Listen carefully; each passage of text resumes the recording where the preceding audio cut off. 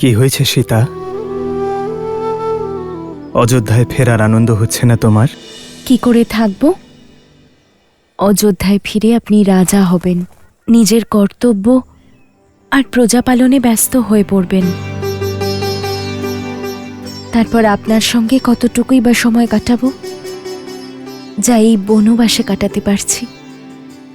ওখানে জয়ধ্বনি হবে, কিন্তু বনের মতো শান্তি কোথায় পাব? ওখানে আনন্দের প্রদীপ জ্বলবে, কিন্তু জোনাকির আলোর স্নিগ্ধতা কোথায় পাব? নাই শান্ত নদী থাকবে, আর নাই পুষ্প বর্ষা। তাই আমার তো ক্ষতিই হবে, তাই না আর্য?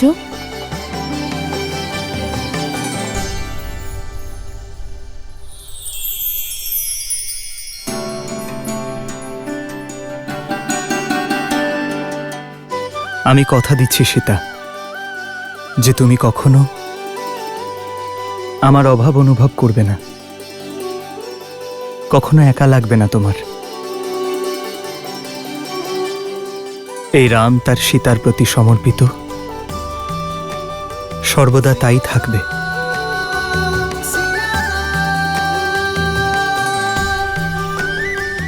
এই মুহূর্ত যদি কোনোদিন শেষ না হতো, যদি ঠিক এমন ভাবেই আমি আপনার কাঁধে মাথা রেখে বসে থাকতাম চিরকালের জন্য আমার শ্রীরামের কাছে।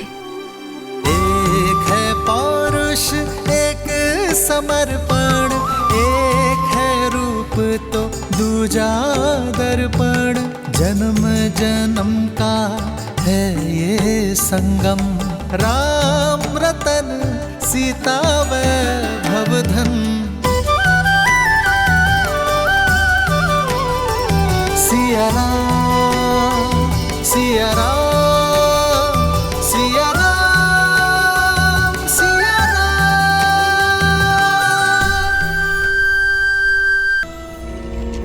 আমি রামের সম্মান হরণ করতে যাচ্ছি। ওই রামকে বধ এক মুহূর্তেই করতে পারি আমি, কিন্তু তাতে ও নিজের দুঃখ থেকে মুক্তি পেয়ে যাবে। যে রামের প্রশস্তি করছিলে তুমি, সেই রামের গৌরব কেড়ে নেব আমি, লজ্জার দুঃখের সাগরে ডুবিয়ে দেব ওকেও আর রঘুকুলের রীতিকেও। তিলে তিলে শেষ করে দেব। সবার আগে আমি ওর সব থেকে প্রিয় বস্তু কেড়ে নেব। ও সংসারের কোনায় কোনায় ঘুরে বেড়াবে, খুঁজবে তাকে, কিন্তু রাবণের বিরুদ্ধে কেউ ওকে সাহায্য করবে না। হতাশা আর গ্লানিতে আগে ও মরবে, তারপর ওর ভাই লক্ষণ। আর ওদিকে অযোধ্যায় ওদের জন্য অপেক্ষা করতে করতে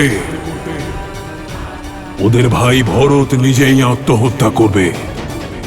একটি রাক্ষসেরও রক্তপাত না ঘটিয়ে রঘুকুলকে রক্ত স্নান করাবো। আমার শত্রু রামের উপর প্রতিশোধ নেব, আর তারপরে সব দিক থেকে হতাশ সীতাকে অনায়াসেই লঙ্কার রানী করব।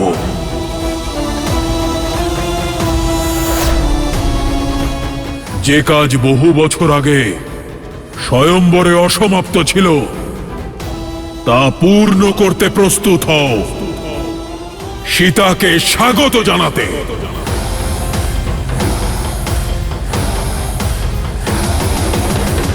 এটা তো অনীতি লঙ্কেশ, এমনটা করবেন না। নিজের বোন এবং রাজ্যের সম্মানের জন্য লড়াই করা বীরেদের ধর্ম। আপনি ধর্ম পালন করুন, নিজের অপমানের প্রতিশোধ নিন।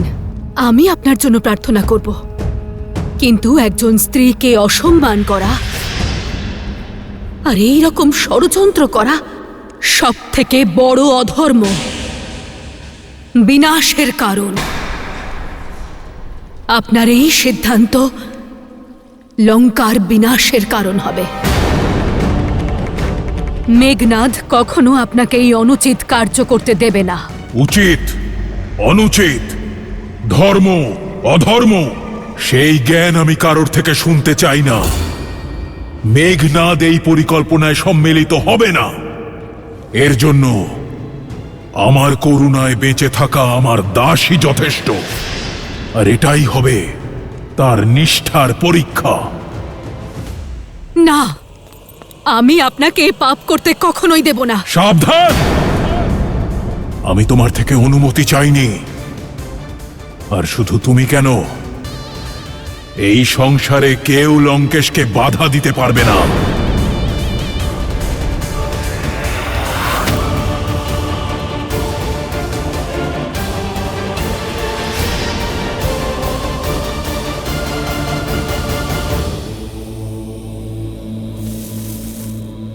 ओम नमः शिवाय। ओम नमः शिवाय। ओम नमः शिवाय। ओम नमः शिवाय। ओम नमः शिवाय। ओम नमः शिवाय। মারিচ, তোমার চোখ খোলো। ओम नमः शिवाय। ধরে নাও সাধনা পূর্ণ হয়েছে। কৈলাসপতি না হোক, লঙ্কাপতি দর্শন দিয়েছেন। ओम মারিচ, शिवाय। যদি আর একবারও তোমাকে ডাকতে হয়, তাহলে সেটাই তোমার জীবনে শোনা শেষ শব্দ হবে। লঙ্কেশ মহারাজ, আপনি এখানে? আমার মতো তুচ্ছ সেবকের কাছে আপনার আসার কি প্রয়োজন পড়ল? উদ্ধার করতে এসেছি। যদি সেবক প্রভুর কোনো কাজে লাগে, তাহলে সেবক উদ্ধার লাভ করে। নিজের উদ্দেশ্য পূরণের জন্য তোমাকে আমার প্রয়োজন। আপনার সেবা করে আমি শান্তি পাব, কিন্তু জগতের সবথেকে শক্তিশালী বীরের আমার মতো তুচ্ছকে কি প্রয়োজন পড়ল মহারাজ? আমার আত্মসম্মানের উপর প্রহার করা হয়েছে। আমার প্রিয় ভগ্নীর অঙ্গচ্ছেদন করে তাকে অপমান করা হয়েছে, আর সেটা করেছে এক তুচ্ছ মানুষ। দশাননের ক্রোধকে আমন্ত্রণ করে কে নিজের মৃত্যুকে ডেকে আনলো মহারাজ? ওই দুই বনবাসী, রাম আর লক্ষণ। রাম? কি হলো মারিচ? তোমার মৌনতায় ঋণ পরিশোধ না করার আভাস পাচ্ছি। কোনো সংকোচ আছে? সংকোচ নয় মহারাজ, সন্দেহ আছে। মেঘনাদের মতো এত শক্তিশালী পুত্র থাকতে আমার মতো বৃদ্ধের সাহায্যের কেন প্রয়োজন পড়ল মহারাজ? আমার এই পরিকল্পনায় আমার কেবল তোমাকেই প্রয়োজন। আমি এমন এক ব্যূহ রচনা করব যাতে রাম আর তার পরিবার কোনো যুদ্ধ ছাড়াই পরাস্ত হবে। রাম উন্মাদের মতো ঘুরে বেড়াবে, আর সীতার উপর কেবল আমার অধিকার থাকবে। রাম? সেই রাম যিনি সহস্র গজের শক্তিধারিণী আমার মাকে বধ করেছিলেন? পুনরায় বিবেচনা করুন লঙ্কেশ, এই আত্মসম্মানের যুদ্ধ আবার আত্মহত্যা না হয়ে যায়। মারিচ, রাবণের সম্মুখে তার শত্রুর প্রশংসা করা রাজদ্রোহ। এখন তোমার সম্মুখে শুধু দুটোই পথ আছে, হয় আমার পরিকল্পনায় আমাকে সাহায্য করো, আর নয়তো অবিলম্বে যমলোকে প্রস্থান করার জন্য প্রস্তুত হও। আমার কথা শুনবে কিনা? শোনার কি আছে মহারাজ, মৃত্যু তো সামনে দেখতে পাচ্ছি। লজ্জাজনক মৃত্যুর থেকে তো ভালো যে আমি বীরের মতো মরি।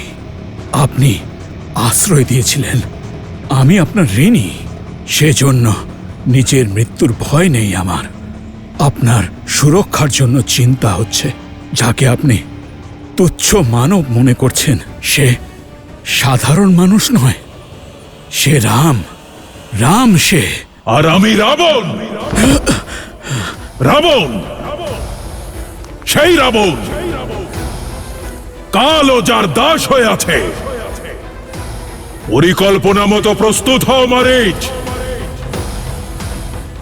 প্রতিশোধ আর সীতা উভয়েই আমার অপেক্ষায় আছে।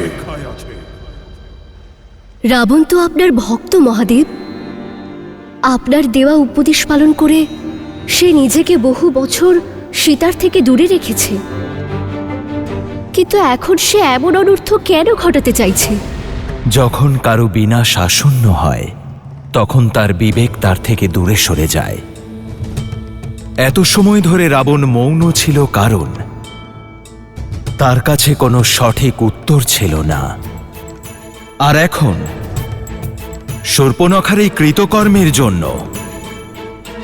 সে একটা সুযোগ পেল তার দুষ্কর্মকে সঠিক প্রমাণ করার।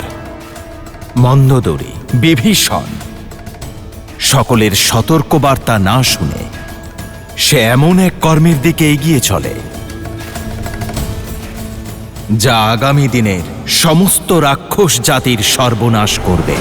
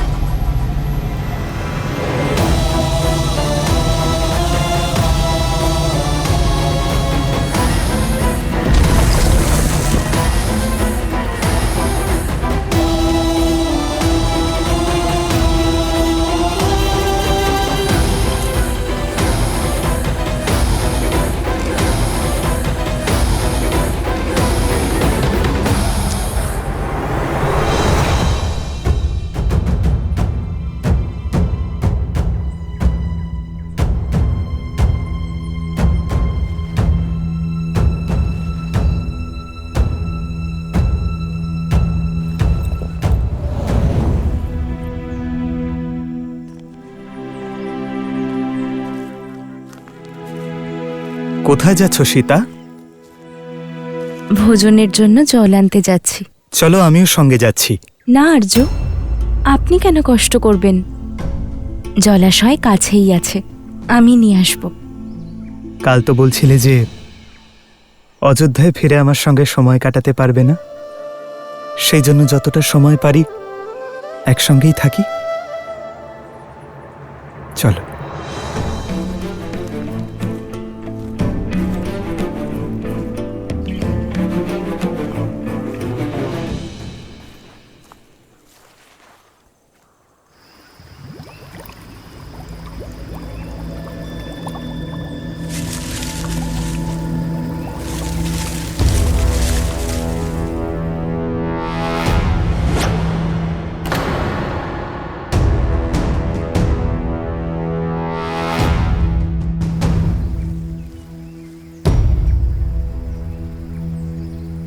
আমাকে দাও।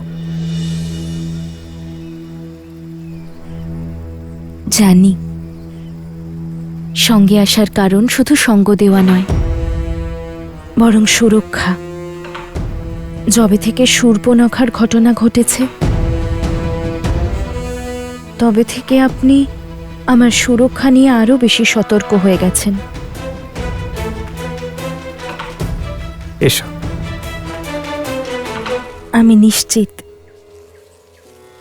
রাবণ আপনার সামনে আসার ভুল কখনো করবেন না, আর যদি করেন তাহলে ওনারও সেই দশা হবে যা আপনার সামনে আসা অন্যান্য অসুরদের হয়।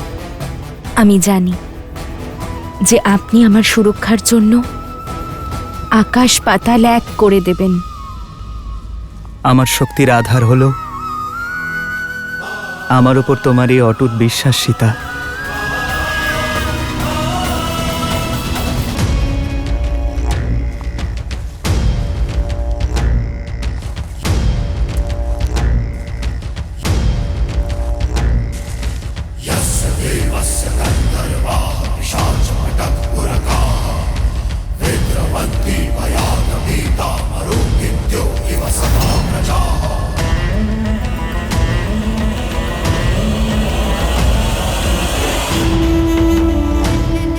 এই তোমার রাম? এ তো এক নিরীহ বালক। বালক নয় মহারাজ। মহারাজ বলিও বামনকে বালক ভেবেছিল, কিন্তু এই ভুল আপনি করবেন না। আয়ু দেখে রামের শৌর্যকে তুচ্ছ মনে করা আপনার বিপদের কারণ হতে পারে। একবার, কেবল আর একবার রামের প্রশংসা করো, তারপর দেখো কিভাবে আমার দাস যমরাজ এখানে স্বয়ং আসে তোমার আত্মাকে নিয়ে যেতে। নিজের মনোযোগ কেবল পরিকল্পনার প্রতি রাখো। আর একবার মনো, এক সেবকের কর্তব্য হলো তার প্রভুর সব কথা মেনে নেওয়া। যেটা করতে বলা হয়েছে সেটাই করো। যাও।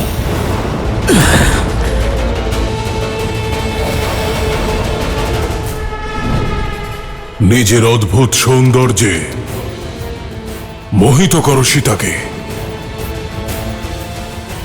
আর দূরে নিয়ে যাও ওই রামকে সীতার থেকে।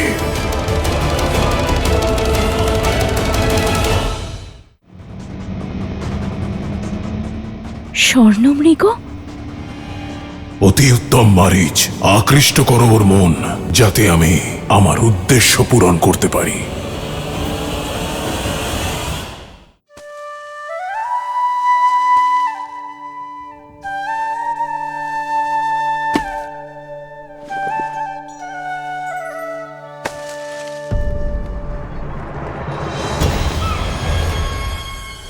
স্বর্ণমৃগ?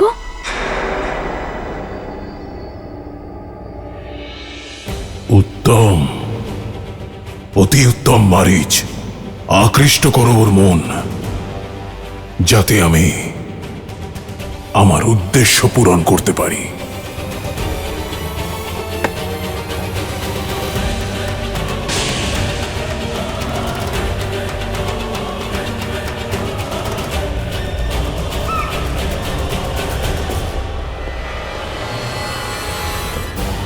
আর্য, ভ্রাতা লক্ষণ, দেখুন না কি সুন্দর স্বর্ণমৃগ।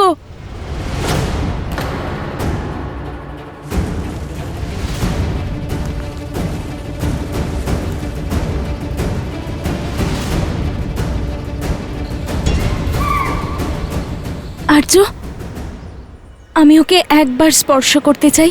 এই বনের সমস্ত দৈব প্রাণীর স্মৃতি আমার মনের মধ্যে রাখতে চাই। আর্য, আপনি কি ওই মৃগকে আমার জন্য ধরে আনতে পারবেন?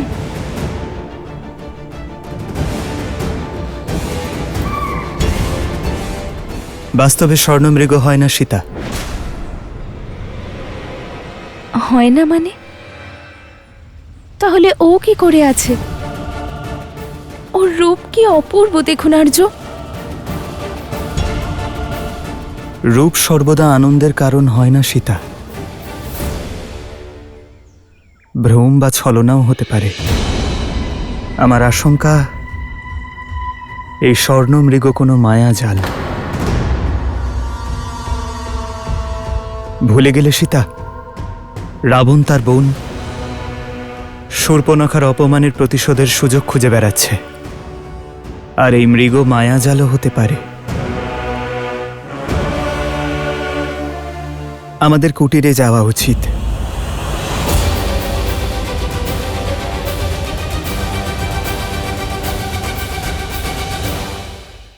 এই 13 বর্ষের বনবাসে আমি আপনার কাছে কিচ্ছু চাইনি আর্য, আর তাও যদি আপনি না চান যে আমি ওই সুন্দর হরিণটির সংস্পর্শে যাই, তাহলে আমি স্বীকার করছি।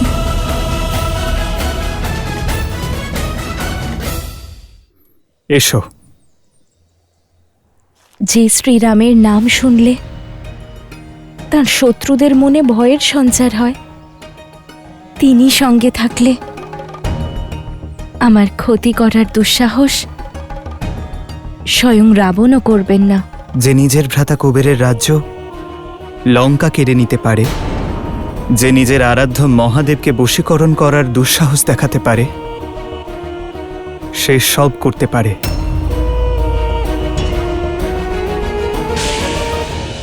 প্রতিটি উজ্জ্বল বস্তু স্বর্ণ হয় না সীতা। শূর্পণখার প্রসঙ্গ মনে আছে তোমার? হ্যাঁ, কিন্তু আর্য, এর অর্থ তো এটা নয় যে সব সৌন্দর্যের পেছনেই কোনো সংকটের ছায়া রয়েছে। আপনি একবার ভাবুন, যদি ওই হরিণ মায়াবী না হয়, তাহলে কি এই সুন্দর প্রাণীকে সংরক্ষণ করা আমাদের ধর্ম নয় আর্য? আমি এই সুন্দর প্রাণীকে স্পর্শ করার সুযোগ হারাতে চাই না আর্য। আর জীবনে ধর্ম আর কর্তব্য পালন করতে করতে মুহূর্তের আনন্দকে হারানো, সেটাও তো অনেক বড় ভুল আর্য। আর যদিও মায়াবী হয়, তা হলেও আপনি তো আছেন সব মায়াকে ভঙ্গ করতে সক্ষম।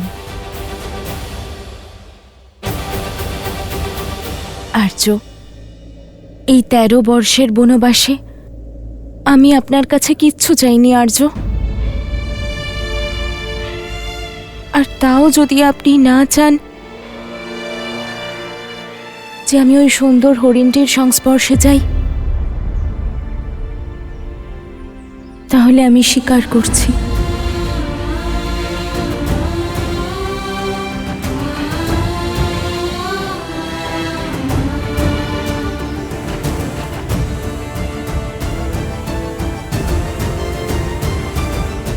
সীতা,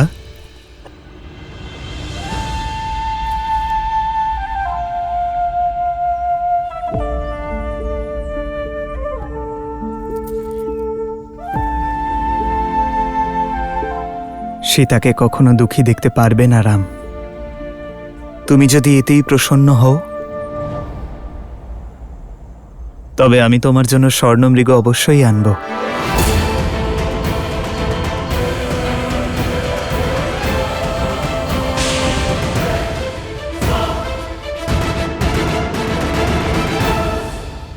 যদি এতেই প্রসন্ন হও, তবে আমি তোমার জন্য স্বর্ণমৃগ অবশ্যই আনব।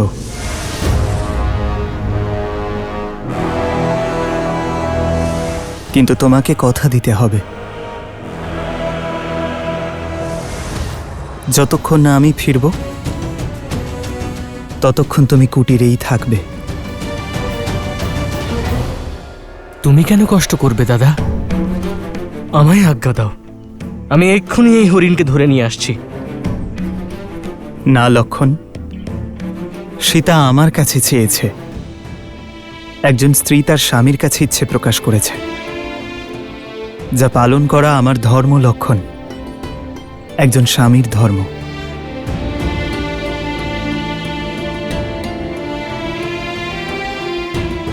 এই 13 বৎসরে সীতা আমার কাছে কিছুই চাইনি, আর আমি ওর এই ইচ্ছে পূরণ অবশ্যই করব।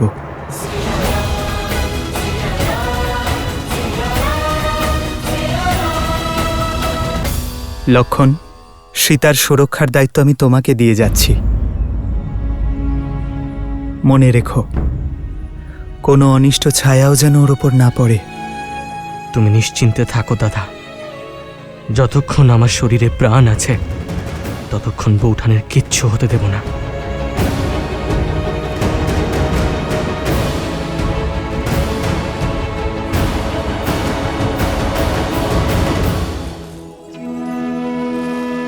माया ठगनी न नर कछु जाने, कपट कहे मन नर न माने। विपत्ति समय बने मनुज धीरा, कनक मृग लय चले रघुबीरा।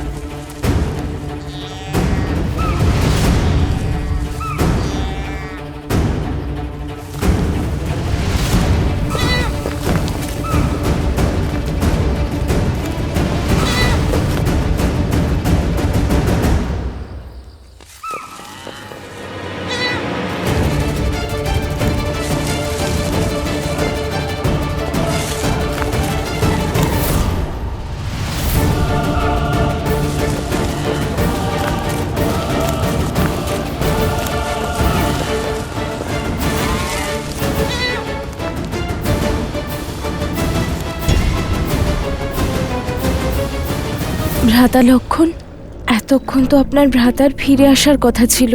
বৌঠান আসলে হরিণ তো, নিশ্চয়ই দূরে কোথাও চলে গিয়েছে। আর তারপর দাদা আপনার ইচ্ছে পূরণ করার কথা দিয়েছেন যখন, তখন উনি তা সম্পূর্ণ করেই ফিরবেন। আপনি নিশ্চিন্তে থাকুন। ওনার সন্দেহই সঠিক নয় তো? হরিণটি সত্যি মায়াবী নয় তো? যদি তা মায়া হয়েও থাকে, তবুও সেই মায়ার সামনে স্বয়ং শ্রীরাম দাঁড়িয়ে আছেন বৌঠান, একজন মহাযোদ্ধা। আর তাছাড়া ভুলে গেলেন আপনি, ঋষি অগস্ত্য আর গুরুদেব বিশ্বামিত্রের দেওয়া অস্ত্রশস্ত্রও তো আছে ওনার কাছে। আপনি চিন্তা করবেন না, কিচ্ছু হবে না ওনার।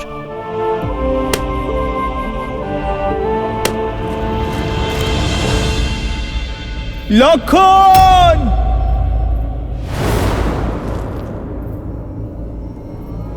রক্ষা করো লক্ষণ!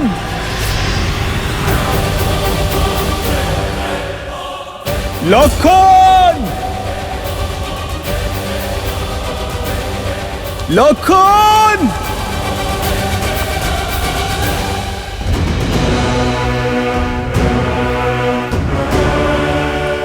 নিশ্চয়ই এ কোনো মায়াবী।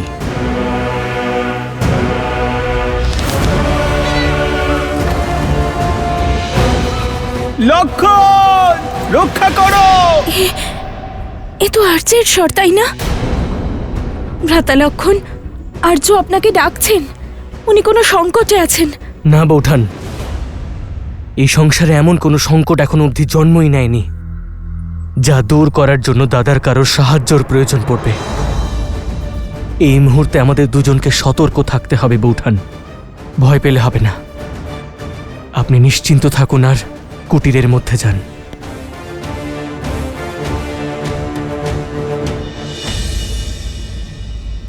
সীতা! সীতা, আমায় সাহায্য করো!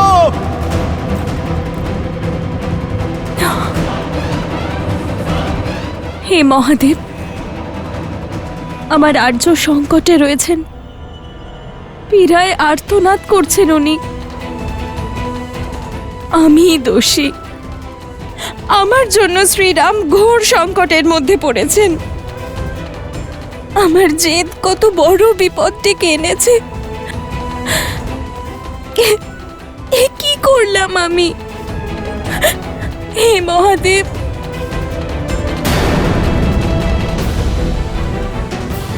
ভ্রাতা লক্ষণ, তুমি এখনো এখানে? যাও, ওনাকে সাহায্য করো।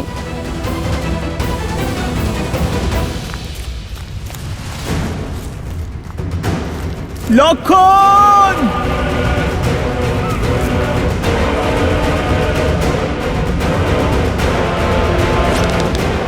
তোমাকে এই ছলনার মূল্য দিতেই হবে মায়াবী। ভ্রাতা লক্ষণ, যাও। বৌঠান, শান্ত শান্ত শান্ত হয়ে যান আপনি। যিনি 14 সহস্র রাক্ষসের সংহার একাই করতে পারেন, আমার দাদা শ্রীরাম, তিনি কি এক তুচ্ছ মায়াবীর ছলনা আর মায়ায় ফেঁসে যাবেন বৌঠান? না, তা কখনো সম্ভব নয়। কিন্তু ওনার করুণ আর্তনাদ আমার হৃদয়কে ভেদ করছে। কোনো অনিষ্ট না হয়ে যায়। যাও ভ্রাতা লক্ষণ, ওনার তোমার সাহায্যের প্রয়োজন, যাও। কিন্তু বৌঠান, দাদা আমাকে এখানে আপনার কাছে থাকার আদেশ দিয়েছেন। আমি কিভাবে তোমাকে ওনার কাছে গিয়ে ওনাকে সাহায্য করার আদেশ দিচ্ছি। কিন্তু বৌঠান, আমার এখানে থেকেই আপনার সুরক্ষা করাই আমার পরম ধর্ম আর কর্তব্য। কি করে তা লঙ্ঘন করতে পারি? আর তোমার ধর্ম এটাও যে তুমি আমার, তোমার জ্যেষ্ঠ ভ্রাতার স্ত্রীর আদেশ পালন করো।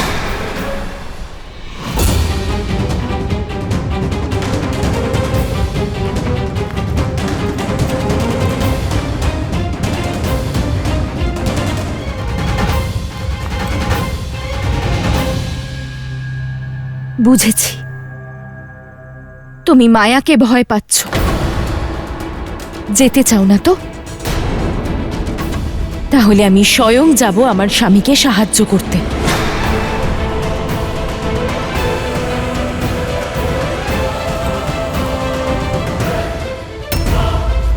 দাঁড়ান বৌঠান, দাঁড়ান।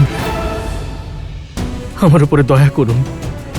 দেখুন বৌঠান, এইসব যে মায়া তা আমিও বুঝতে পারছি, কিন্তু কিছুক্ষণের জন্য একবার ভেবে দেখুন, খর দূষণ সহ 14 সহস্র মায়াবী রাক্ষসের নিধন যিনি করেছেন আমার দাদা রাম, তিনি কি একজন মায়াবীর সম্মুখীন হতে পারবেন না? আর তারপর আমি দাদাকে দেওয়া প্রতিশ্রুতিতে আবদ্ধ বৌঠান। আর আমি শ্রীরামের সঙ্গে, যার মধ্যে আমার অস্তিত্ব আছে, যার মধ্যে আমার প্রাণ আছে। আর যদি তিনিই না থাকেন, তাহলে আমারই বা প্রাণ থেকে কি লাভ? আমিও আমার প্রাণ ত্যাগ করব। বৌঠান, আপনি দাঁড়ান, দাঁড়ান বৌঠান। ঠিক আছে, আজ জীবনে প্রথমবার নিজের দাদার দেওয়া আদেশ অমান্য করবে এই লক্ষণ, যাতে আপনার আদেশ মানতে পারি।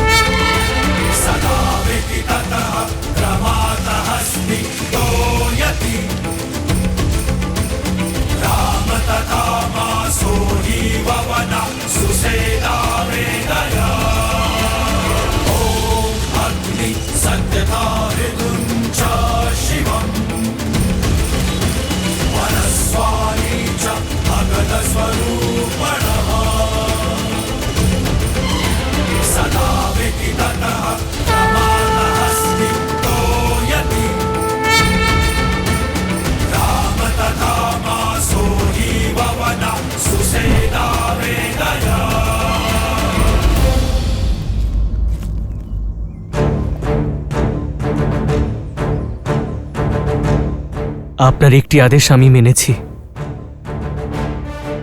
এবার দয়া করে আমার একটি অনুরোধ আপনি রাখবেন বৌঠান। এই লক্ষণের অনুপস্থিতিতে এই লক্ষণ রেখা আপনার সুরক্ষা করবে বৌঠান। এই কোনো সাধারণ রেখা নয় বৌঠান। দাদার প্রতি আমার নিষ্ঠা, আপনার প্রতি আমার সম্মান, আর আমার সারা জীবনের তপস্যার বল এটা। যদি কেউ আপনার অনিষ্ট চেয়ে এই রেখা পার করার দুঃসাহস দেখাবে, সে জ্বলে পুড়ে ভস্ম হয়ে যাবে। তাই যাই হয়ে যাক না কেন বৌঠান, আপনি এই লক্ষণ রেখার বাইরে বেরোবেন না। আমায় কথা দিন। অবশ্যই ভ্রাতা লক্ষণ। তুচ্ছ মানুষের তুচ্ছ প্রচেষ্টা যে লঙ্কেশকে ত্রিদেবের সীমারেখা আটকাতে পারেনি, তাকে এই রেখা কি করে আটকাবে?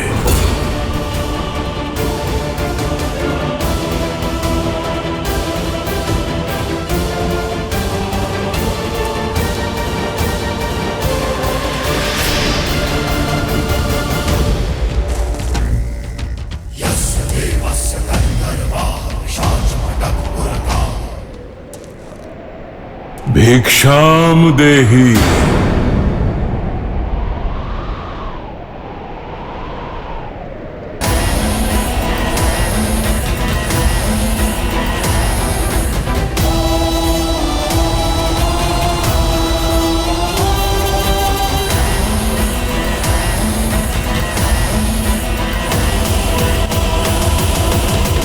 প্রণাম ঋষিবর। রামের শৌর্যের খ্যাতি আর আপনার তেজের মহিমা চারিপাশে ছড়িয়ে পড়েছে, যা আমাকে এখানে টেনে এনেছে। ঋষি সুতীক্ষ্ণর মতো অনেক তপস্বী সারা সংসারে রামের গুণগান করছেন, তাই তার দর্শন করতে এলাম। শ্রীরাম তো কোনো কাজে বনের ভিতরে গিয়েছেন। আপনি আদেশ করুন, কি সেবা করতে পারি আমি আপনার? বহুদূর থেকে এসেছি, ক্ষুধার্ত আর ক্লান্ত। যদি ভোজন আর সেই সঙ্গে বিশ্রামের স্থান পাওয়া যায় তাহলে বড় উপকার হয় দেবী। অবশ্যই, আপনি এখানেই দাঁড়ান, আমি ভোজন নিয়ে আসছি। আমি যে বললাম ভোজন আর বিশ্রামের স্থান দুটোই চাই দেবী। আপনি কি ক্লান্ত অতিথিকে কুটিরে আসার আমন্ত্রণ জানাবেন না? ক্ষমা চাইছি ঋষিবর, আমার স্বামী এবং ভ্রাতা কেউই এখানে নেই, আর ওনাদের অনুপস্থিতিতে পরপুরুষকে ভিতরে আসার নিমন্ত্রণ কি করে দিতে পারি আমি? আপনি ওনাদের আসা পর্যন্ত এখানে বাইরেই অপেক্ষা করুন।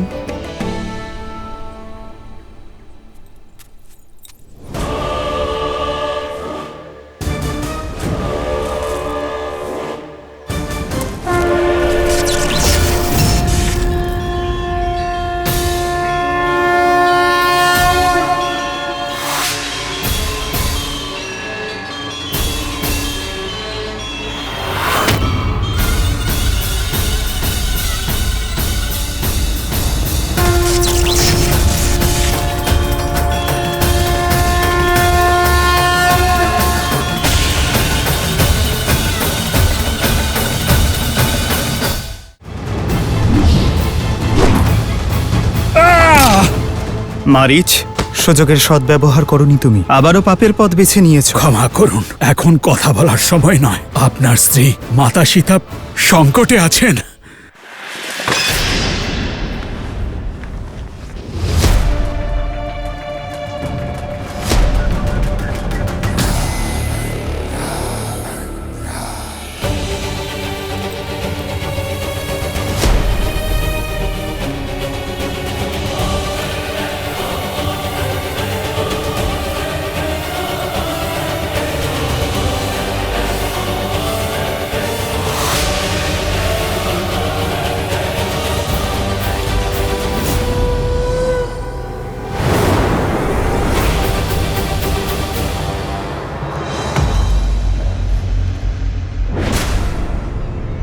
এই লক্ষণের অনুপস্থিতিতে এই লক্ষণ রেখা আপনার সুরক্ষা করবে বৌঠান।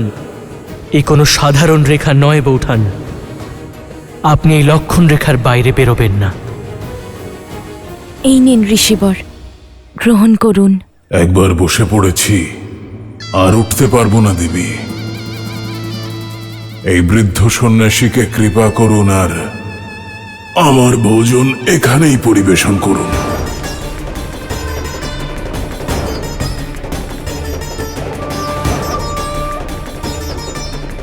ক্ষমা চাইছি ঋষিবর, কিন্তু আমি প্রতিশ্রুতিবদ্ধ, এই রেখা পার করতে পারবো না।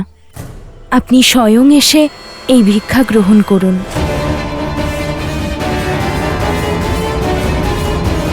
দাদা, দাদা,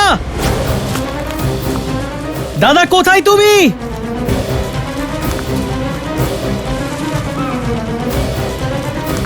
দাদা, দাদা কোথায় তুমি?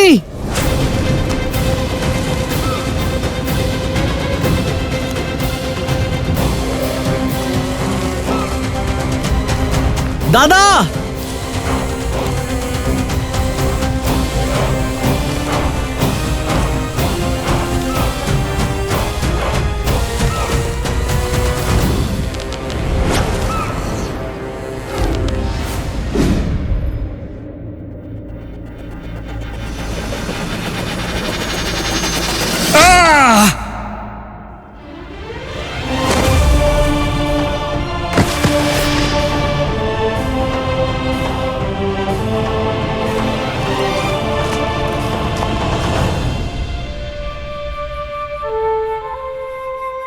আমি কথা দিচ্ছি, আমি আমার মায়াবী শক্তির অপপ্রয়োগ কখনো করব না। মারিচ, সুযোগের সদ্ব্যবহার করনি তুমি, আবারও পাপের পথ বেছে নিয়েছো। ক্ষমা করুন শ্রীরাম, ক্ষমা করুন, এখন কথা বলার সময় নয়। আপনার স্ত্রী মাতা সীতা সংকটে আছেন। হ্যাঁ শ্রীরাম,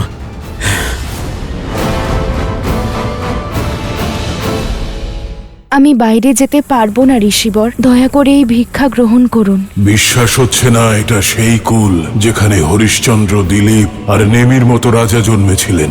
আজ এখানে অতিথির সেবা নয়, তাকে অপমান করা হয়। আমি বাইরে যেতে পারবো না ঋষিবর, দয়া করে এই ভিক্ষা গ্রহণ করুন। তাহলে মহাজ্ঞানী রাজর্ষি জনক আর বিদুষী দেবী গার্গী অতিথিকে এভাবেই সেবা করতে শিখিয়েছেন, নাকি অযোধ্যার কুলবধূরা বৃদ্ধ সন্ন্যাসীর সাথে এমনই ব্যবহার করে? এই সংসার করুণাময় বলে যার গুণকীর্তন করে থাকে, সেই রামের স্ত্রী হয়েও আপনার একটুও করুণা নেই? কেবল দুপাশ আর কষ্ট থেকে মুক্তি লাভ করতে এক বৃদ্ধ সন্ন্যাসীকে ক্ষুধার্ত রাখছেন। ক্ষমা করবেন দেবী, ক্ষুধার কারণে কঠোর শব্দ প্রয়োগ করলাম। তবে মিথিলার আতিথ্য আর রঘুকুলের মর্যাদার বিষয়ে এত কিছু শুনেছি যে আপনার এই রুষ্ট ব্যবহার দেখে মন ভেঙে গেল। ইক্ষ্বাকু বংশের কুলবধূর কুটির থেকে হয়তো আজ প্রথমবার এক ভিক্ষুক খালি হাতে ফিরে যাবে। কি আর করা যাবে, সবই অদৃষ্ট। আপনি আমাকে কুটিরে আমন্ত্রণ জানাতে পারবেন না, আর ভিক্ষা দিতে নিজে এখানে আসতেও পারবেন না। তাই দেবী, এই ভিক্ষা আমি গ্রহণ করব না। এমনটা নয় ঋষিবর, না আমি মিথিলার সংস্কার ভুলেছি আর না রঘুবংশের রীতি, কিন্তু আমি প্রতিশ্রুতিবদ্ধ। আমি বাইরে যেতে পারবো না ঋষিবর, আপনি দয়া করে স্বয়ং কষ্ট করে নিয়ে নিন। না, এখন আর আমি এই ভিক্ষা গ্রহণ করতে পারবো না। ভিক্ষা দানের জন্য গৃহস্থকে সংকল্প নিতে হয়, আর সংকল্প নেওয়া হয় বিশ্বাস থেকে। কিন্তু আপনার ব্যবহারে স্পষ্ট দেখা যাচ্ছে যে আপনি সন্ন্যাসীদের বিশ্বাস করেন না, আর বিশ্বাস ছাড়া ভোজন গ্রহণ করলে তা আমার পক্ষে বিষের সমান হবে। বিদায় দিন দেবী, অন্য কোনো গৃহস্থের কুটিরে যাই, এমন কোনো গৃহস্থ যার মনে বিশ্বাস আর শ্রদ্ধা আছে। তবে বিশ্বাস হচ্ছে না যে এটাই সেই কুল যেখানে হরিশ্চন্দ্র, দিলীপ আর নেমির মতো ধর্মাত্মা জন্মেছিলেন। আজ এখানে অতিথিকে সেবা নয়, অপমান করা হয়।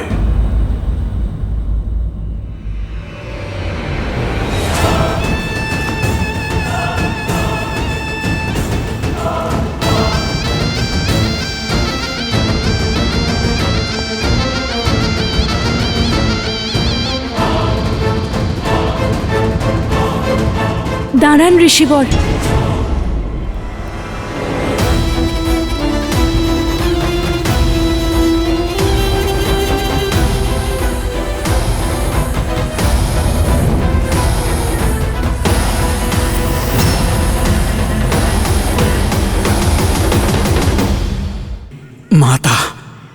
মাতা সীতা সংকটে আছেন। সীতা! দাদা, দাদা, দাদা, দাদা, তুমি তুমি ঠিক আছো? আর ওই লক্ষণ, ওই স্বর্ণমৃগ আসলে মারিচ ছিল। মারিচ? লক্ষণ, তুমি সীতাকে একা রেখে কেন এসেছো? সীতার সুরক্ষার দায়িত্ব তো তোমার ছিল। উত্তর দাও লক্ষণ। দাদা, তোমার ওই আর্তনাদ শুনে বৌঠান ব্যাকুল হয়ে উঠেছিলেন। বোঝানোর অনেক চেষ্টা করেছিলাম, কিন্তু উনি আমাকে বাধ্য করলেন এখানে আসতে। আমি মিথিলার কন্যা, অযোধ্যার কুলবধূ। রঘুনন্দন শ্রীরামের অর্ধাঙ্গিনী, আর আমি আমার কুলের রীতিকে কলঙ্কিত করব না। যাই হয়ে যাক না কেন বৌঠান, আপনি এই লক্ষণ রেখার বাইরে পা রাখবেন না। ভ্রাতা লক্ষণ, আমাকে ক্ষমা করো। এই প্রতিশ্রুতি তোমার বৌঠান নয়, অযোধ্যার কুলবধূ ভঙ্গ করছে, কারণ সে অপেক্ষারত ক্ষুধার্ত ঋষিকে খালি হাতে ফেরাতে পারবে না।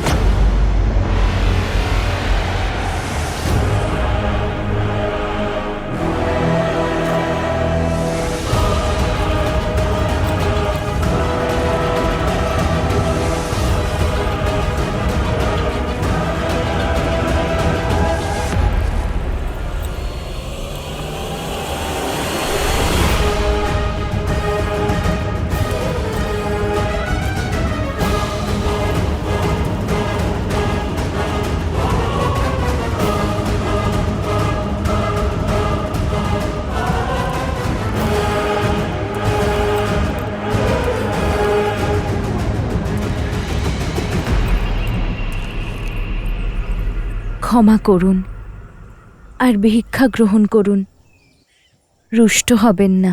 তোমার মতো সুন্দরীর উপর কে রুষ্ট হয়ে থাকতে পারে? তুমি তো ত্রিলোকের অধীশ্বরী হওয়ার যোগ্য। সে তো আমি হয়েইছি ঋষিবর। আমার শ্রীরাম ত্রিলোকের অধীশ্বর যে। ত্রিলোকের অধীশ্বর এক এমন ব্যক্তি যে নিজের স্ত্রীকে 3 বেলা ভোজনও করাতে পারে না। ওই বনবাসী দুঃখ ছাড়া তোমাকে আর কি দিয়েছে? তুমি তো লঙ্কার পাটরানী হওয়ার যোগ্য। এই ভিক্ষার পরিবর্তে আমি তোমাকে সেই স্থান দিতে চাই। তোমার কথা তোমার এই মুখোশ খুলে দিয়েছে। তুমি কোনো সাধু নও। কে তুমি? উত্তর দাও আমাকে। নিজের প্রকৃত রূপে এসো। সুন্দরীর অনুরোধ কে ফেরাতে পারে? এই হলো আমার আসল রূপ। রাক্ষস আমি, রাক্ষস আমি, রাক্ষস আমি।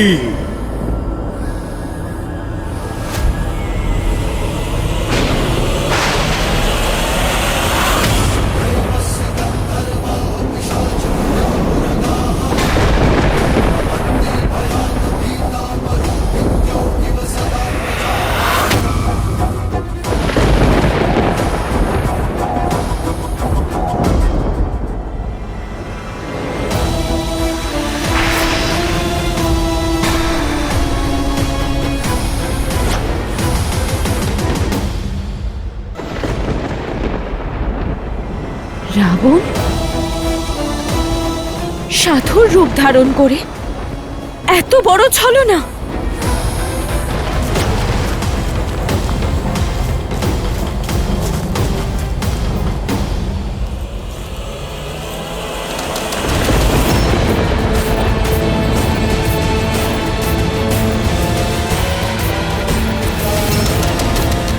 যদি তোমার স্বয়ম্বরে মহাদেব আমাকে সাহায্য করতেন, যদি আমাকে পিনাক তুলে নেওয়ার অনুমতি দিতেন, তাহলে আমার এ কাজ করার প্রয়োজন পড়তো না। আজ থেকে 13 বছর পূর্বেই তুমি লঙ্কার পাটরানী হতে। তবে চিন্তা করো না, তোমার দুঃখ দূর করতে আমি চলে এসেছি। চুপ করো পাপী! কয়েক মুহূর্তের জন্য হলেও সাধুর বেশে ছিলে। তার সম্মান রেখে তোমাকে একটা সুযোগ দিচ্ছি। আমার শ্রীরাম ফিরে আসার আগে চলে যাও, না হলে কি করবে রাম? সেটাই যা 14,000 রাক্ষসের সঙ্গে করেছিলেন। ওই রাক্ষসদের সঙ্গে রাবণের অনেক পার্থক্য সীতা। সহস্র বৎসর ধরে অসংখ্য বীরের সঙ্গে যুদ্ধ করেছি আমি। যদি তোমার রাম বীর হয়, বীরের মতো মৃত্যু লাভ করবে, নয়তো রাবণের হাতে এক নিরীহ বালকের হত্যা হবে। তবে যেটাই হোক না কেন, সীতা কেবল রাবণের, আর কারো নয়। তুমি তো এক রাক্ষস, পাপ আর অহংকারে পূর্ণ। যদি তুমি নিজের প্রাণ রক্ষা করতে চাও তাহলে চলে যাও এখান থেকে। তুমি যতটা সুন্দরী ততটাই সরল। যে ফিরে যাচ্ছিল সে এক ভিক্ষুক ছিল, আর যে তোমার সামনে দাঁড়িয়ে আছে সে লঙ্কেশ। এই সংসারের সকল সুন্দর বস্তুর ওপর তারই আধিপত্য। আর আজ থেকে এই ব্রহ্মাণ্ড সুন্দরী সীতার উপরেও কেবল আমার আধিপত্য থাকবে।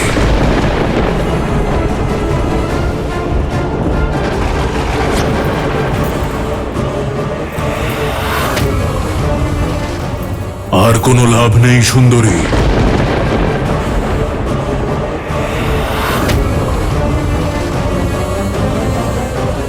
মর্যাদার সীমারেখার নিয়ম হলো একবার লঙ্ঘন করলে পুনরায় আর ফেরা যায় না। এখন এই লক্ষণ রেখা অথবা তোমার রাম কেউই তোমায় রক্ষা করতে পারবে না।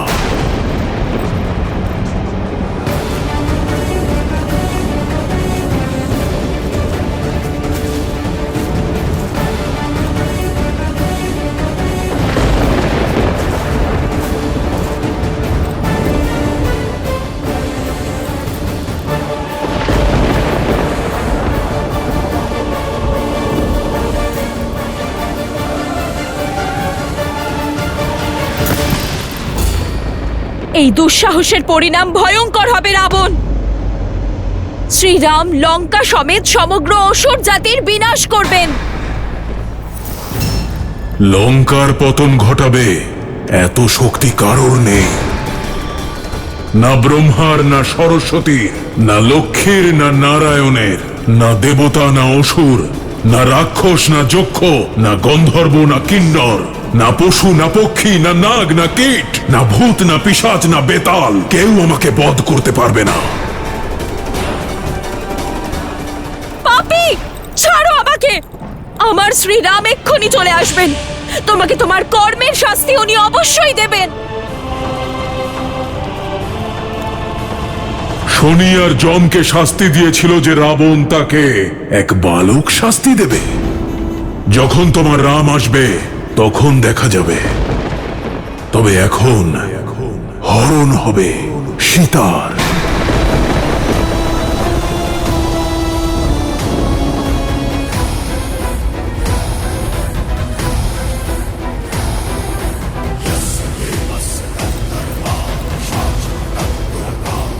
শ্রীরাম, সাহায্য করুন আমাকে। সীতা,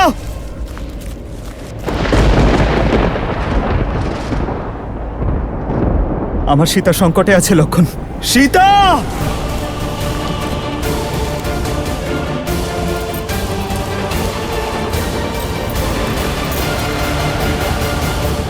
রাবণের এই অপরাধ ক্ষমার অযোগ্য। যুগ যুগ ধরে যা কেউ ভুলতে পারবে না। একজন নারীকে অপহরণ করা, তাও নিজের স্বার্থের কারণে, সংসারের সবচেয়ে ঘৃণ্য কাজের মধ্যে একটি। তার লজ্জা, তার সম্মান, তার মর্যাদাকে অপমান করা, তাকে শক্তিহীন ভেবে বলপূর্বক তাকে হরণ করা সংসারের সবচেয়ে জঘন্য অপরাধ, আর সবচেয়ে বড় কাপুরুষতাও। যে নারীর সম্মান স্বয়ং দেবতারা করেন, তার এই অপমান এই অঘরীর কাছেও ঘোর। সংসারে যে নারীর সঙ্গে এমন দুর্ব্যবহার করবে তার সর্বনাশ সুনিশ্চিত। আজ এই জঘন্য অপরাধের দ্বারা রাবণ তার বিনাশ সুনিশ্চিত করল।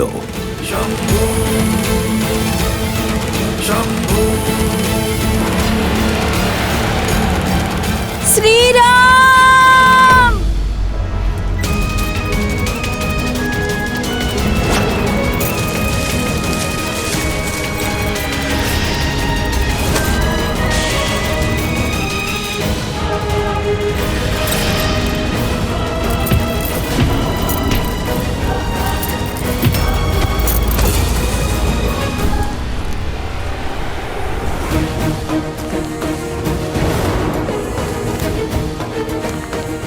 বৌঠান!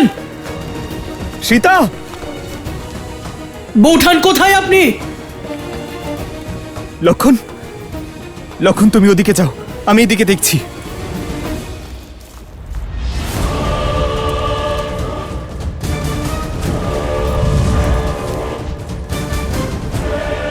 হয়ে গেল? এটুকুই গলার জোর? আরো চেঁচাও, আরো জোরে চিৎকার করো। শ্রীরাম! আর্য!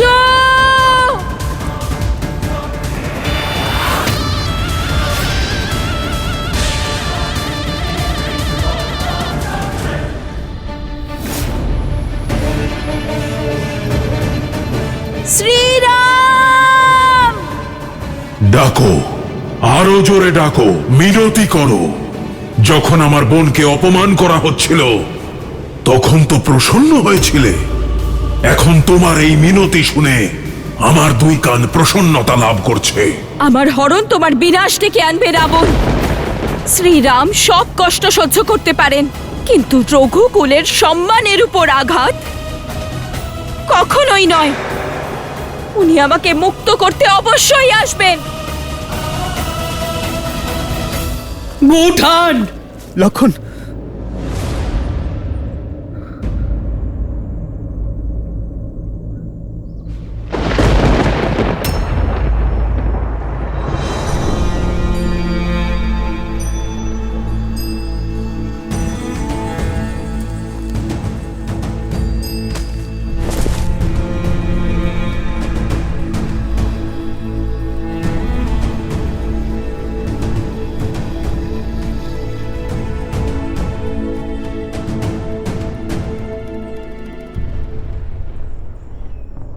সীতা!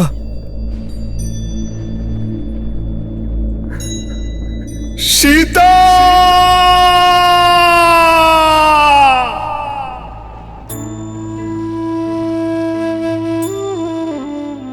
সীতা!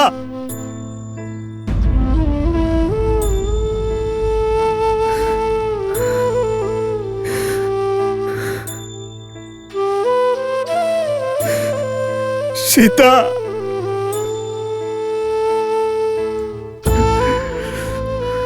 সীতা!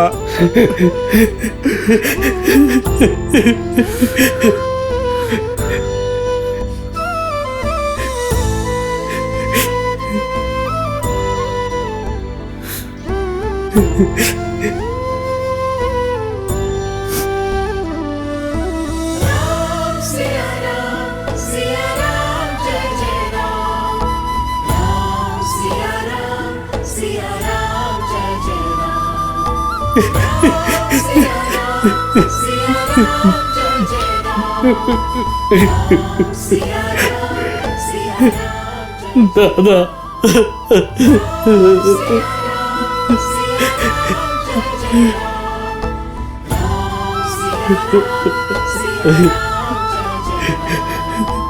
राम सिया राम जय जय राम। राम सिया राम जय जय राम। রাবণের বিনাশের জন্য নিয়তি শ্রীরামকে কঠিন পরিস্থিতিতে ফেলেছে মহাদেব। প্রথমে ভাগ্যে বনবাসের কষ্ট, আর এখন বিচ্ছেদের। আর কি কি পরীক্ষা দিতে হবে শ্রীরাম আর সীতাকে? দেবী, সংসারকে আলোদান করা প্রদীপই হোক কিংবা সূর্য, উভয়কেই জ্বলতে হয়। এই দুঃখ, কষ্ট, যন্ত্রণা আর সংঘর্ষের কাহিনী দিয়েই তো সংসারের জীবনযাত্রার শিক্ষা পাওয়া যায়। কিন্তু দেবী সীতার জীবনে কত অন্ধকার নেমে এসেছে, তাই না? নিজের স্বামীর থেকে দূরে এক অপরিচিত স্থানে হরণ করে নিয়ে যাওয়া হচ্ছে তাকে। দুঃখের মেঘ যতই ঘন হোক না কেন দেবী, আশার সূর্যকিরণ কোথাও না কোথাও থেকে ঠিক উঁকি দেয়। পূর্বপুরুষদের কর্ম আর আমাদের ধর্ম বিপদের সময়ে আমাদেরকে একা ছাড়ে না।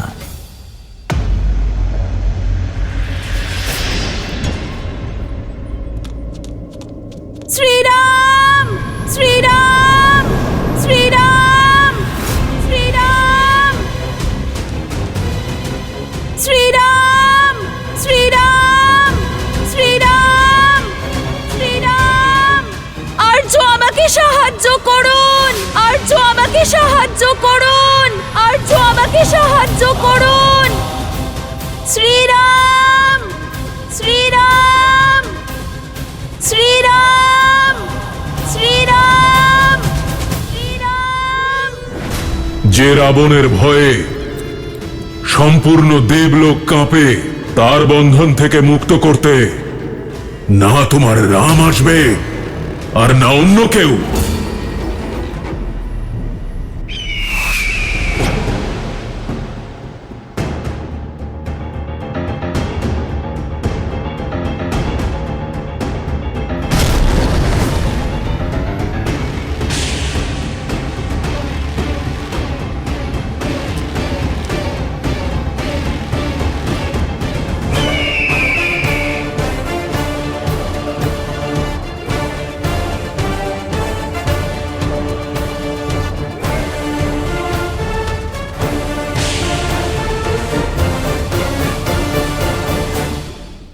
যদি ভুল তুমি করে থাকো তবে আমিও করেছি। তুমি সীতার কটু শব্দ উপেক্ষা করতে পারোনি, আর আমি ওর অনুরোধ। ভুলের প্রায়শ্চিত্ত হলো সংশোধন। লক্ষণ, আমাদের সীতাকে খুঁজতে হবে, আর এই দায়িত্ব পালনে আমার ভ্রাতাকে আমার সব থেকে বেশি প্রয়োজন। অধিক বিলম্ব হবার পূর্বে সীতাকে খুঁজে পেতেই হবে। লক্ষণ, এসো। দোষ আমার।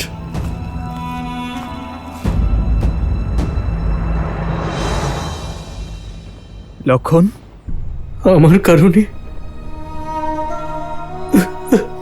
আমার কারণে এইসব হলো।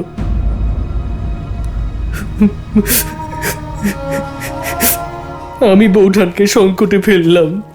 লক্ষণ, লক্ষণ, দাদা, 13 বছর বোনের সমস্ত কষ্ট আমি সহ্য করে নিলাম, কিন্তু নিজের বৌঠানের দুটো কটু শব্দ শুনতে পারলাম না। কেন আমি একা রেখে গেলাম ওনাকে এখানে? এই সব কিছু আমার কারণেই হয়েছে দাদা। বৌঠান না জানি কোথায় আছেন, কি অবস্থায় আছেন, এখানে কি হয়েছে ওনার সঙ্গে, এই প্রশ্ন আমায় আর বাঁচতে দেবে না দাদা। আমি আমার কর্তব্য পালনে অসফল হয়েছি, বড় পাপ করে ফেলেছি আমি দাদা। আর এই অপরাধের শাস্তি একটাই, মৃত্যুদণ্ড। দাদা, আমার মৃত্যুদণ্ড দাও। লক্ষণ, মৃত্যুদণ্ড না লক্ষণ, না হলে আমি নিজেই নিজেকে শেষ করে ফেলবো, শেষ করে ফেলবো নিজেকে, শেষ করে ফেলবো নিজেকে, শেষ করে ফেলবো। না লক্ষণ, তোমার ক্ষমা চাওয়ার কোনো প্রয়োজন নেই। ভুল যদি তুমি করে থাকো তবে ভুল আমিও করেছি। তুমি সীতার কটু শব্দ উপেক্ষা করতে পারোনি, আর আমি ওর অনুরোধ। ভুলের প্রায়শ্চিত্ত হলো সংশোধন। লক্ষণ, আমার দিকে তাকাও। লক্ষণ, আমাদের সীতাকে খুঁজতে হবে। আমি মাকে কথা দিয়েছিলাম লক্ষণ, যে আমার সীতাকে সুরক্ষিত ফিরিয়ে নিয়ে আসব। আমাদের এই কর্তব্য পালন করতে হবে, আর এই দায়িত্ব পালনে আমার ভ্রাতাকে আমার সব থেকে বেশি প্রয়োজন। পথ ছাড়ো দুঃসাহসী পক্ষী। এই জটায়ু নিজের কন্যাকে রক্ষার জন্য দাঁড়িয়েছে। তোমায় রাবণের হাত থেকে কে রক্ষা করবে? আমি তোমার সঙ্গে যুদ্ধে জিততে পারবো না, কিন্তু এই ঘটনাক্রমের পথকে ঘুরিয়ে অবশ্যই দিতে পারি।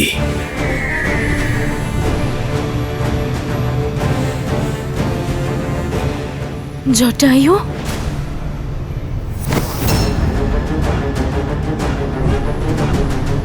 পথ ছাড়ো দুঃসাহসী পক্ষে।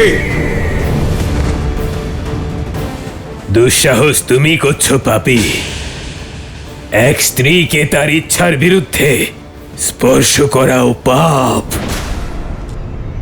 তাহলে এখন পক্ষীয় জ্ঞান দেবে? পক্ষী নয়, পক্ষীরাজ গরুড়ের বংশধর, মহারাজ দশরথের মিত্র, সীতার পিতৃতুল্য। এই জটায়ু নিজের কন্যাকে রক্ষা করতে এখানে এসেছে।